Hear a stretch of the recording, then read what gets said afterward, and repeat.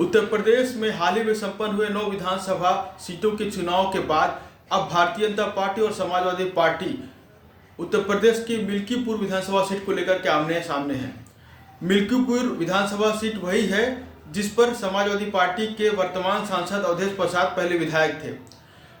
जब अवधेश प्रसाद अयोध्या में सांसद बने तो भाजपा की यहाँ के हार के बाद पूरे देश में इसको लेकर के बड़ी चर्चा हुई थी। कारण ये है कि भाजपा के मुद्दे में, चुनावी मुद्दे में राम मंदिर प्रमुख था, उसके बावजूद उसी सीट से भारतीय जनता पार्टी को हार झेलनी पड़ी थी। इस हार की कसम पिटाने के लिए मुख्यमंत्री योगी आदित्यनाथ ने हाल ही में संपन्न हुए 9 विधानसभा सीटों के चुनाव को नेतृत्व अपने हाथों में ले ली थी और इन सीटों पर 2 दर्जन से ज़्यादा मंत्रियों को और कई जनप्रतिनिधियों को तैनात किया गया था। भारतीय जनता पार्टी ने बूथ स्तर से लेकर के काफ़ी कड़े इंतजाम किए थे और महीनों पहले से इसकी तैयारी शुरू हो गई थी।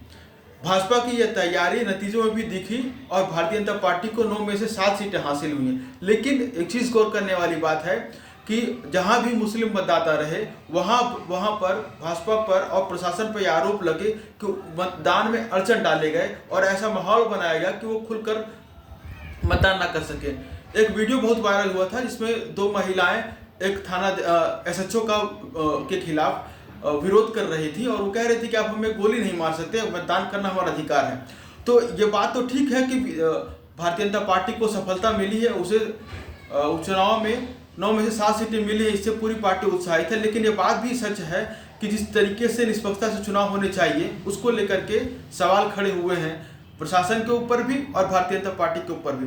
मिल्कीपुर विधानसभा सीट को लेकर के अब जो दोनों पार्टियां आमने सामने, इस पर एक चीज़ गौर करने वाली है कि उपचुनाव का हार का बदला लेने के लिए समाजवादी पार्टी पूरी तैयारी के साथ है। वो चाहती है कि अयोध्या की लोकसभा सीट की तरह वो मिल्कीपुर का विधानसभा सीट भी जीते और ये इसके जरिए वो पूरे देश में एक संदेश देना चाहती है कि भारतीय जनता पार्टी के धर्म के मुद्दे उतने हावी नहीं हैं जितने कि आम लोगों के मुद्दे हैं।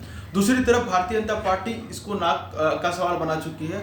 वो चाहती है कि फिर से वो मिल्कीपुर सीट को वो जीते और इस सीट को जीत करके साबित करना चाहती है कि अयोध्या उसका गढ़ है। इसको लेकर के दोनों पार्टियों के बीच रस्साकसी चल रही है। अभी समाजवादी पार्टी के एक नेता, स्थानीय नेता सूरज चौधरी ने अपने समर्थकों के साथ इस्तीफा दे दिया समाजवादी पार्टी से। उनका आरोप था कि अवधेश प्रसाद ने उन्हें टिकट देने के लिए कहा था लेकिन अपने बेटे को टिकट दिला दिया है।